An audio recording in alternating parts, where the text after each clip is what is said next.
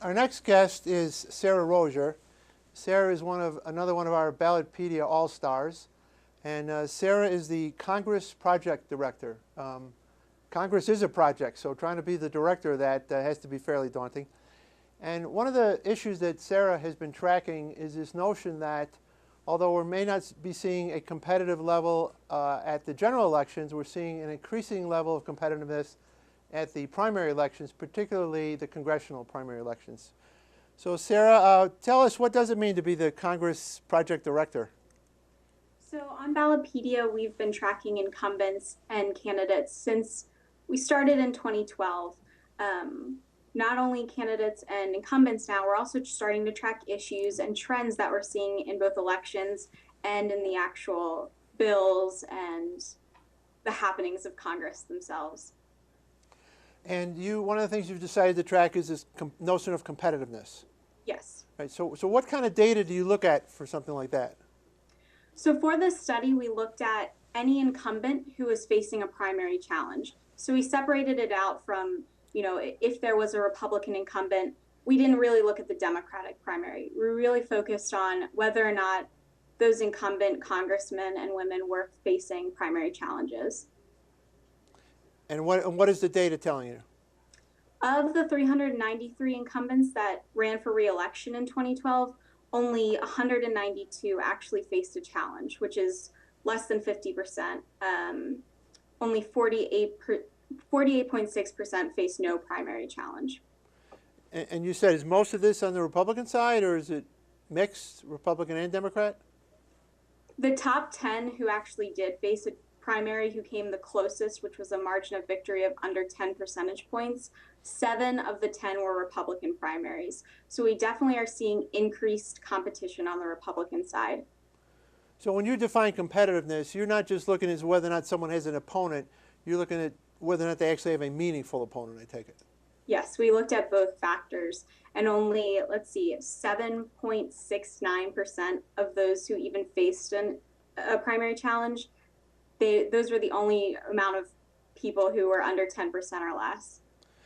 But even though you may not see a lot of challenges, you're saying there are an increasing number of challenges.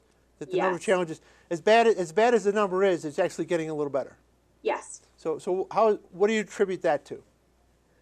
We're seeing, it is interesting because 2010, despite the Tea Party wave, despite the excitement around primaries and, anti-establishment rhetoric, we saw 66 less primaries in 2010 than we did in 2012, which means that this new batch of congressmen who were elected in 2010 are keeping up more with the scorecards. They're looking at more, what are the interest groups kind of pressuring us to do? So there's an increased focus on, all right, how do we really stick with our base to make sure that any primary challenge is met with, well, hey, look at how I voted on the shutdown, or hey, look at my civil liberties votes, or stuff like that. So we're definitely seeing an increase of mindfulness of what the base is feeling. And how much of the increased competition, to the extent there is such a thing, do you think is a result of the redistricting? Well, we are noticing that the big races are happening now in the primaries.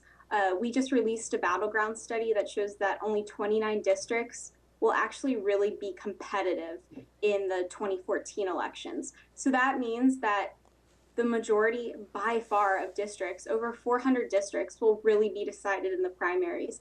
And I think voters are starting to see that the only way to make a real true change is going to be through the primary system.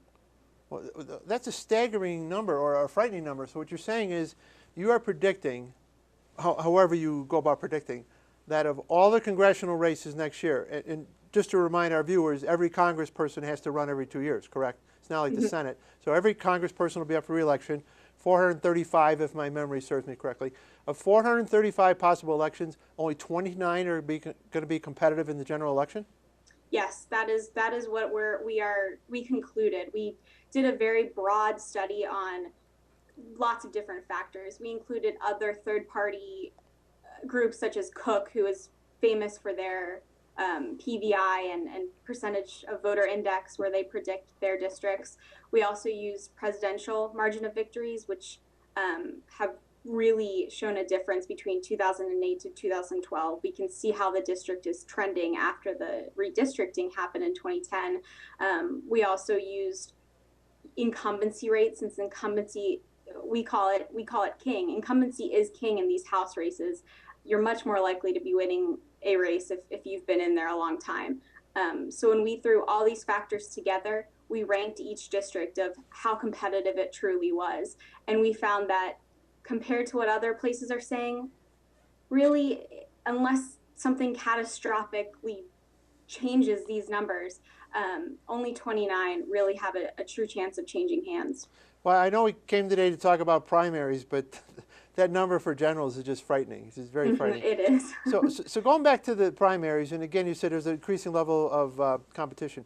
Historically, it's said that during an off presidential year, and next year is an off presidential election year, that there are more changes in Congress, more shifts in Congress. So how important is it, and what do you predict would be the result of being an off-year election in terms of this primary competitiveness? How do you see that playing out? I think the midterms elections were more able to be swung before redistricting. However, the House is already a Republican majority, and normally midterms are really reflected on the popularity of the president. So because Obama's popularity rate is lower because of the Obamacare and the recent news surrounding that, there's a chance for Republicans to pick up a few more seats. I don't see a wave happening in either way for the House. However, the Senate will be interesting in 2014. There are 33 regular election seats up and 2 special elections that will also happen on November 4th. And those definitely have more of a chance of swinging one way or another. There are quite a few blue senators in very red states. So, for example, West Virginia, Senator Rockefeller is retiring. So that'll now be an open seat that has the possibility of a Republican pickup. There will also be Senator Kay Hagan in North Carolina. That's one example of a Democratic senator in a pretty Republican state. So I think the swing may happen more in the Senate than in the House this election cycle. So you mentioned there's an incumbent who won't be running who's a Democrat. Does that predict, from your perspective, does that necessarily predict that the Democrats will have a competitive primary, or not necessarily? Right now, that one's not looking too competitive. It's been interesting to try to track some of these open seats in red states.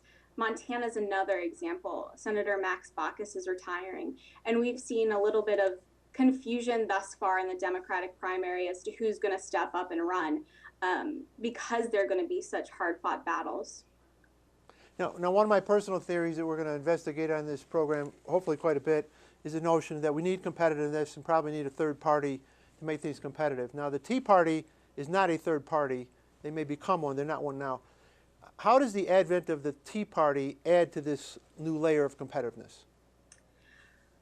I think as we saw the wave of new members come in 2012, there has been this more of, all right, we're going to key vote this certain bill. So the one example I'll always go back to is the shutdown. You had non-establishment, non-leadership members crying, shut it down, shut it down. Heritage Action got involved in the fray, and normally they were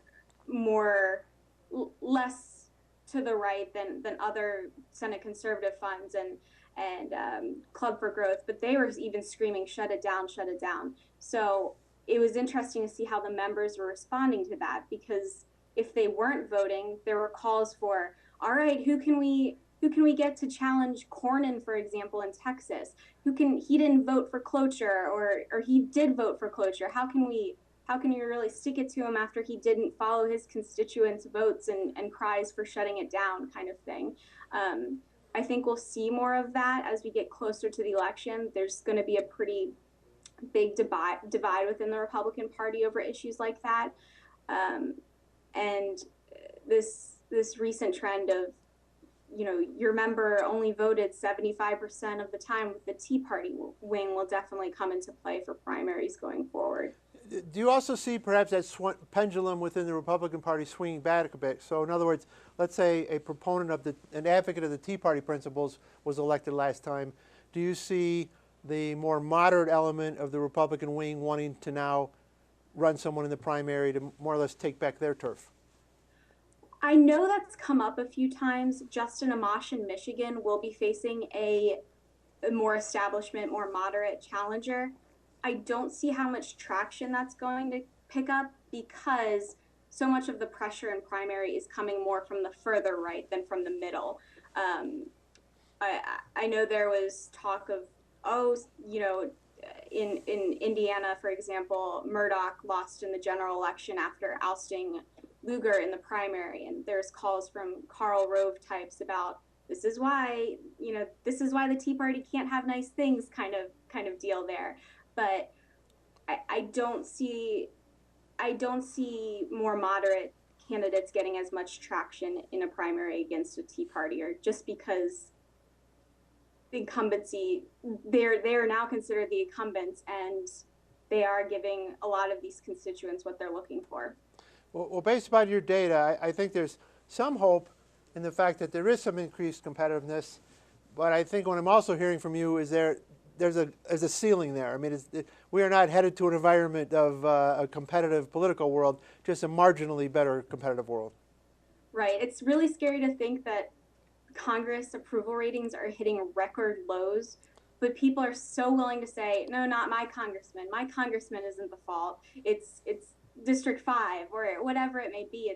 It's never people's own congressman, but really, you know, if anybody's looking for fresh blood and they look at the approval ratings, it's still pretty dismal.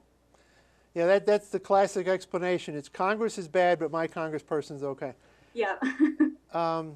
Sarah, so you run the Congress Project for Ballotpedia.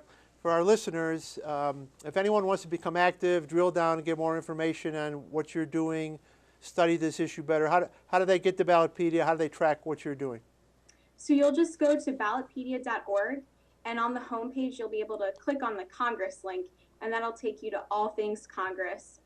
We have a myriad of studies up now, links to any election you'd want to see in 2014. We're really picking up our coverage at this point. So feel free to contact me. You can do that through Ballotpedia as well. And again, all your information will be continuously updated, so whether it's heading into the primary or the general, they can go to your site and get up-to-the-minute data on the races, who's running, etc. Yes. Yep. Great. Well, thank you so much for your time. Always appreciate the insights of the people from Ballotpedia. Thank you.